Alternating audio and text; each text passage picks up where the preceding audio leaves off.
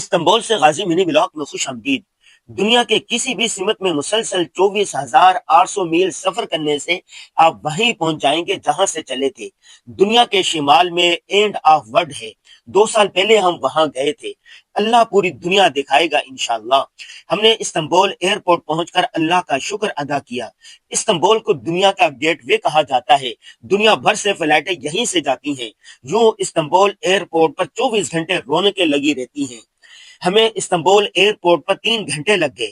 باہر نکلے تو دوست اپنی گاڑی لیے انتظار کر رہے تھے۔ استنبول کے مختلف علاقوں سے ہوتے ہوئے استنبول کے قدیم اور تاریخی محلے فاتح پہنچے۔ اپنے فلائٹ میں سامان رکھا۔ فلائٹ میں ضروریات کا تمام سامان موجود تھا۔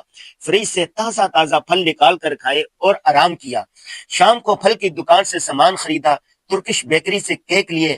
رات کا کھانا ترکش مہمان نواز ریسٹورنٹ سے کھایا۔ بہت لذیذ کھانا تھا بھائی۔